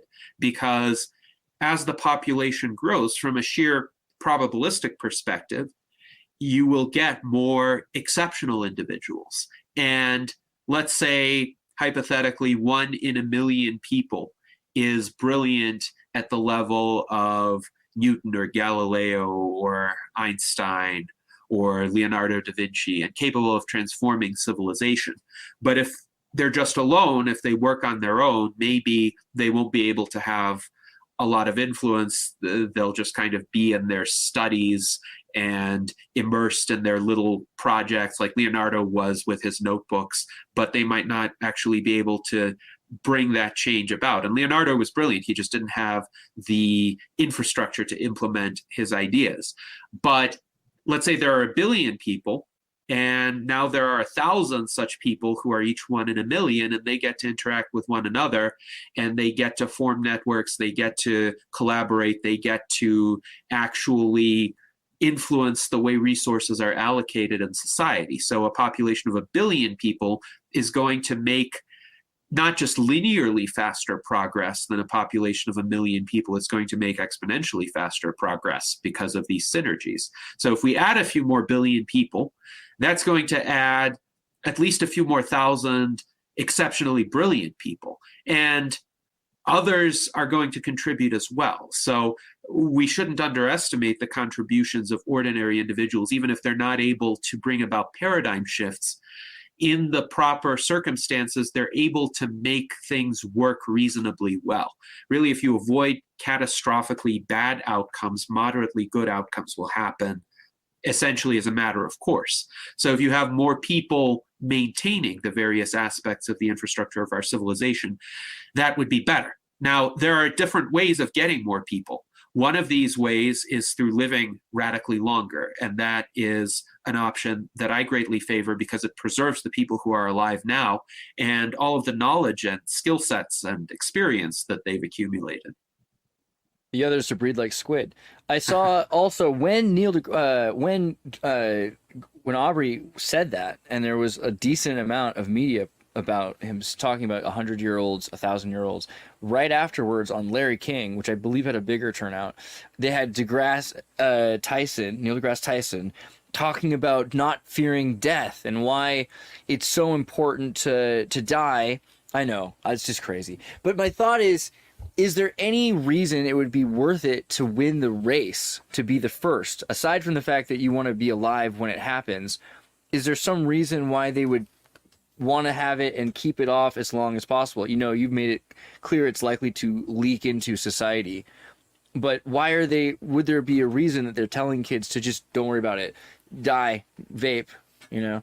So it's interesting because for a long time, the 4-minute barrier for running the fastest mile was not broken by anybody. But when Roger Bannister did it, all of a sudden, right after him, a whole succession of people started to run sub 4-minute miles. So whenever somebody becomes the first, whenever somebody becomes a pioneer in terms of a major breakthrough, almost always others will not be far behind. And I think it's because the accumulation of knowledge and ideas and aspirations in that direction will have just been so immense that the achievement couldn't just be limited to a single individual. Because think about, even if somebody lives to, say, 125 years, that's going to raise enough attention that people are going to ask, well, how did this person do that? Well,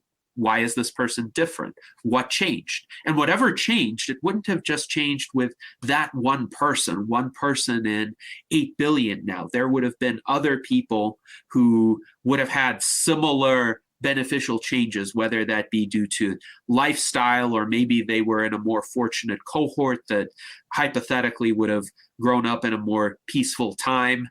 So say people who were born in the 1920s, for instance, yes, they had World War II when they were in their 20s, but up until World War II, let's say hypothetically, they were growing up in more peaceful times than people who were born in the 1900s and lived through World War I as kids. So maybe some of those are going to live longer. Maybe they had the benefit of more modern technologies when they were in their prime. So if the first 125-year-old is among them, the second 125-year-old is likely to not be that far behind. So I don't think it's going to be the case that one person is ever going to be able to get that kind of age. And likewise, I think for other aspects of human endeavor, progress in AI, it's not going to be that one company will leapfrog so far ahead of the rest that it will just leave them in the dust. If one company doesn't make these advances, there are a few others that are not far behind that will.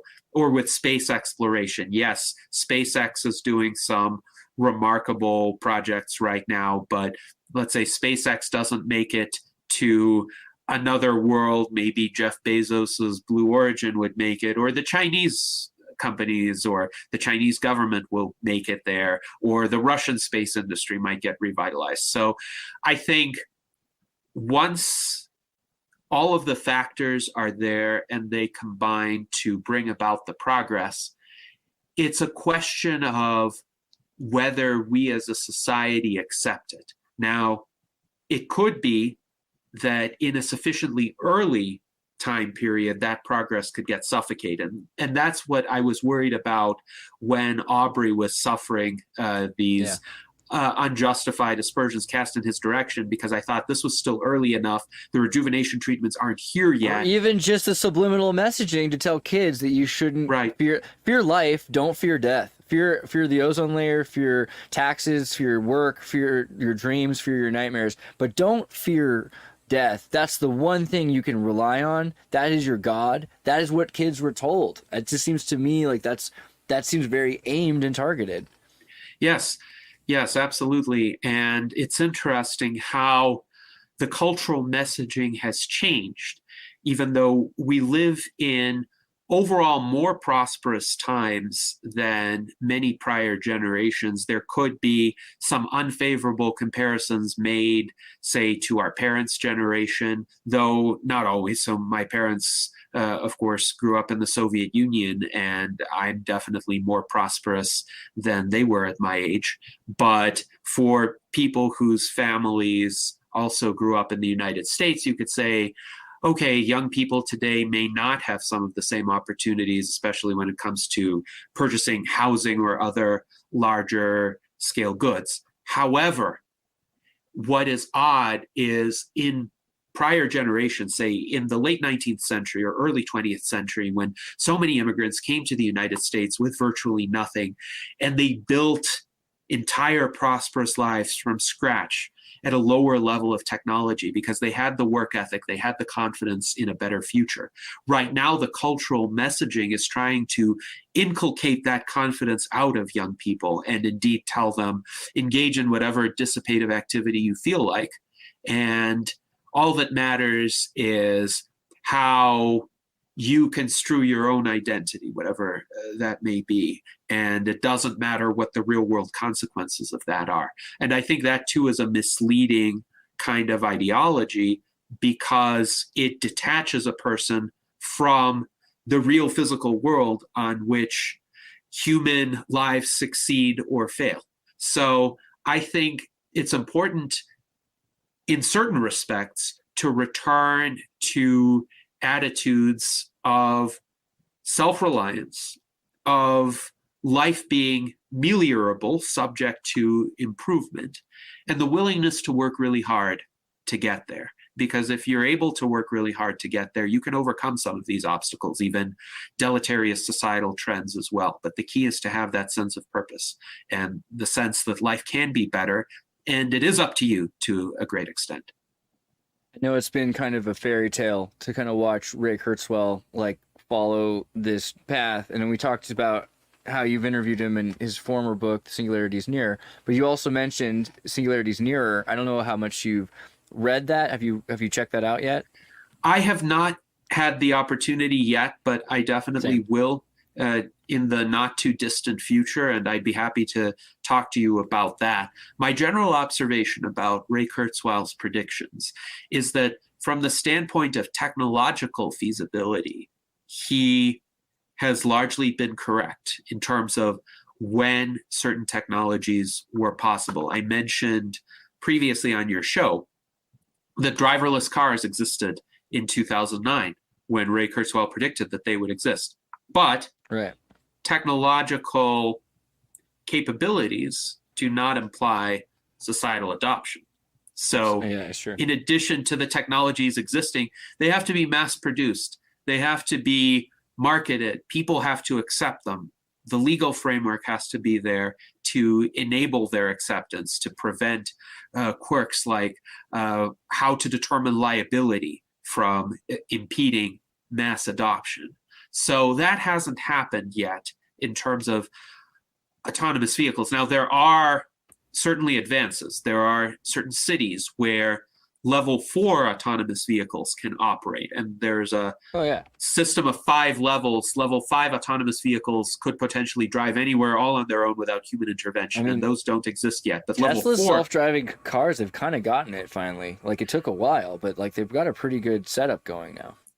Right. I would say Tesla is still level 2 or 3, though, because quite emphatically, and Tesla's own guidance will communicate this, you need a human driver behind the wheel paying attention, being ready to intercede in any situation. But there are autonomous taxis, like Waymo has fleets of autonomous taxis that are level 4 autonomous, which means they can completely operate on their own within a predefined domain. So that could mean, for instance, the streets of San Francisco. Let's say Waymo has the streets of San Francisco mapped out really well, and the cars know every corner, every little obstacle. They have a huge database, and they can detect minute changes, deviations from that. But if you take them from San Francisco and you transplant them into some other urban environment, they would not be as well suited to that. They might still do a pretty decent job, but they'll miss some of these edge cases. So for true level 5 autonomy, a lot more work still needs to be done. But it is a lot further along than it was in 2009. And it's further along in terms of societal adoption. The fact that you can order an autonomous taxi right now is a lot of progress. Though I think the true revolution will be when we can purchase truly autonomous vehicles, when you could own a level 5 self-driving car. That would be amazing. Well, it would save so many lives. Can you just... The own nothing and be happy thing seems like the one they're going for. Really quickly, Dyson sphere technically possible but not likely. He's talking about Dyson spheres. By the way, have you ever seen a theoretical map of the amount of satellites around the world moving along? Yeah, that's astonishing. Yeah, this idea of the singularity is interesting to me. So how do you think the singularity relates to transhumanism in that sense? So I think we've already had 3 technological singularities: the agricultural revolution, the industrial, and the information revolution. And really, a technological singularity is an event horizon beyond which, for somebody from a prior era, it's essentially impossible to foresee exactly how events will turn out. As we approach that event horizon, we will be able to discern a bit more. So, for example, as AI technologies advance, we will have the conceptual machinery to even be able to talk about what they do. For instance, think about what the conversation would have been like about image generating or music generating AIs even 20 years ago. And even in 2019, I was thinking of algorithmically generated music, and that had existed as a kind of niche pursuit for a while. But I wrote a paper about musical creativity through algorithms and AI in 2019. And back then, that was still an extremely novel idea. Few people really understood what I was talking about. And right now, essentially, millions of fairly ordinary people, not necessarily casual adopters. Yeah. Yes, not necessarily tech-savvy people at all, can go to a website like Suno and create a song, all for themselves based on their own lyrics, their own stylistic inputs.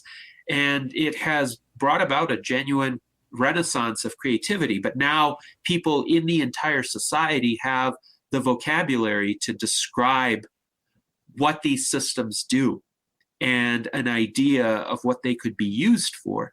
And once they have those concepts, they can take them to the next level. And some people who are more forward thinking might think about, well, how can these ideas be combined? How can these functionalities be extended to create even more functionalities to enable us to do something even greater, even more ambitious than what is able to be done right now? So Ray Kurzweil still posits 2045 as the date for the singularity as he conceives of it, which is essentially artificial superintelligence, when AIs become so much more intelligent than humans that essentially they can create a new world that is different from anything that we're capable of conceiving of, except it's not a dystopian scenario because we will have essentially merged with these AIs, according to Ray Kurzweil. So their capabilities and our capabilities would become integrated, and our future selves would be able to anticipate the next steps in that transition. So while it may seem like an event horizon to us right now, to us in the year 2044, maybe that will seem like, just the next few steps that follow from the reality as it will be at that time. Man, it's crazy. We're like maybe 25 years almost from the post-singularity expectation of Kurzweil. How excited are you, and what are you thinking about in terms of the 2050 yourself in 2050? Well, my hope is that myself in 2050 will be younger, smarter, more capable, more accomplished, and have a much longer life expectancy So from just that Jack point Benny. You just forward. want to be Jack Benny. You want to be 29 forever. All right, that's fair. Yeah, I don't have any ambition of like becoming a digital entity or anything like that. Yeah. I just want to be myself, but more durable without the limitations that I currently have. And I think those future technologies would enable it. But from an aesthetic standpoint, it's quite possible that humans then will resemble humans now. To some extent, there will be stylistic modifications. There will be a lot more diversity. So transhumanists do advocate for a concept called morphological freedom, which means people will be able to determine to a great extent what they look like. But some people, and that would include myself, will opt for a more traditional aesthetic, and I think that world will When you look this accommodate that as good, well. you know, what are you gonna just keep it the way it is. Tell me how to plug the Transhumanist Party, because this is one of my favorite things. And also, where can I buy a shirt? Do you have a shop on here? I've been meaning. Oh, yes, we do. If you scroll to the bottom of this page, we have a Zazzle shop on the homepage. Just scroll up a little bit from that when you start seeing content. Yes, there it is. So All right, click on Zazzle here. And the Transhumanist Party is almost 10 years old now. It will turn 10 on October 7th, 2024. And as you can see, we have a lot of merchandise here, shirts, mugs, bumper stickers. We have a presidential candidate, Tom Ross, and a vice presidential candidate, Daniel Tweed.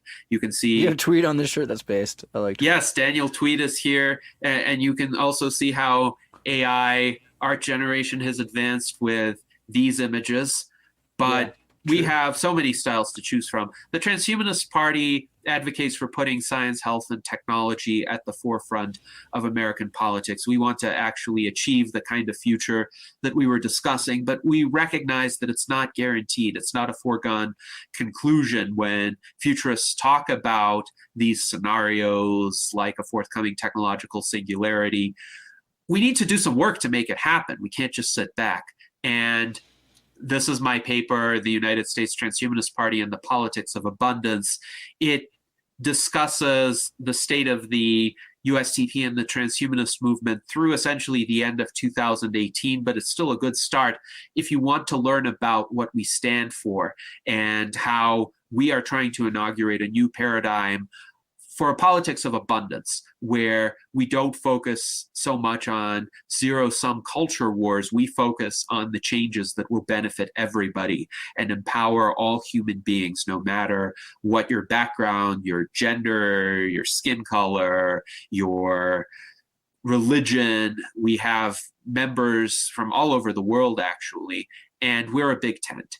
We welcome anybody who wants to participate in this collaboration to create a better future. And I would just encourage you, if you're interested in any of the ideas that were discussed on the show, you can go to the free membership page on our website, sign up. It takes less than a minute. As the title suggests, it's free. You just fill out a simple application, and then you'll join our mailing list. You'll be able to participate in our platform votes and votes for endorsing future candidates, and generally get involved. We have a lot of projects for which we need volunteers. We need to build up our website.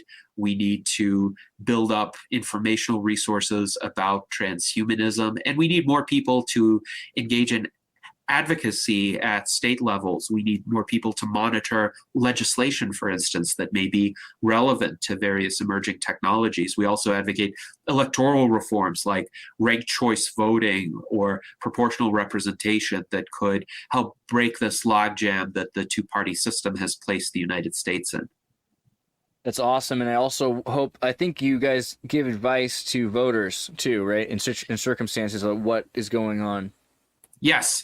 And what we hope to do for this election is to provide some guides about ballot propositions in certain states. We certainly want to do those guides for Nevada and California, but other states too will have ballot questions where people can vote directly on the issues. And that's actually a more reliable way to affect policy than voting for a particular candidate. If you vote for a human, that human might do something different than what you intended. But if you vote for a policy or against a policy, you know pretty much what outcome you would like to get, and your vote can definitely help to move the needle toward that outcome. So we try to inform people. We are a policy-oriented political party. So we're not seeking to score points against any other group of people or any other party. We actually want to see some meaningful changes happen. And you often have to work through that. And, if you're in a state that's run by the blue or the red, going through something that's kind of independent, you can work through both. And you can actually tell your local constituency or politicians about policies that are being voted on or could be voted on that are mentioned by the Transhumanist Party. So I think it's something that's really useful, even though it's not the monolithic elite New World Order party. That might be the thing to do. Don't just be independent. Stand for something. You know what I mean?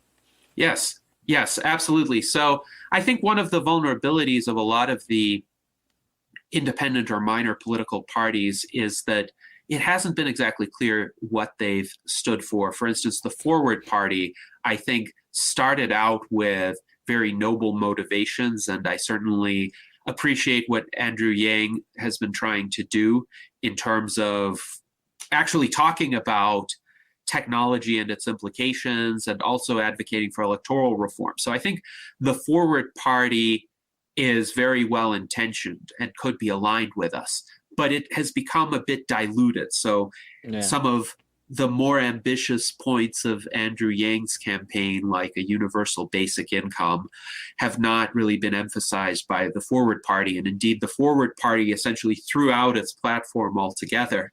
And so they're doing some good activism on the ground, but if it's not clear what an organization stands for, people kind of lose track of it, and it's not as memorable.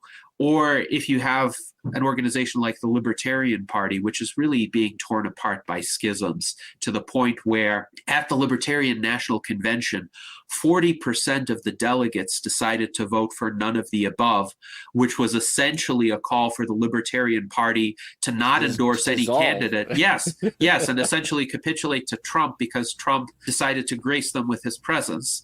And fortunately, the other 60% decided to still nominate a candidate, Chase Oliver, and I think he's pretty good. But I think the Libertarian Party can no longer really claim to be the party of principle. It's the party of whichever faction takes over the party machinery at the time and causes enough rancor in the meantime.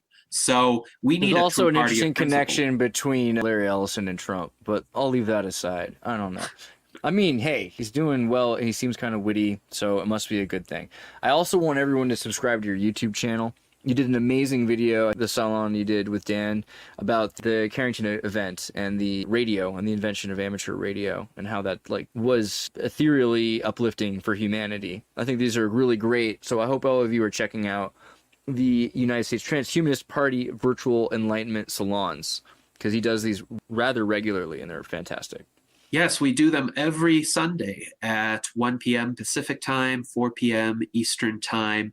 We have done them every Sunday since May of 2020. So this was a great innovation that stemmed out of necessity to a certain extent, because during the early pandemic, people were locked down, people were isolated from one another, but we still needed a way to communicate. We still needed a way to exchange ideas and advance our civilization.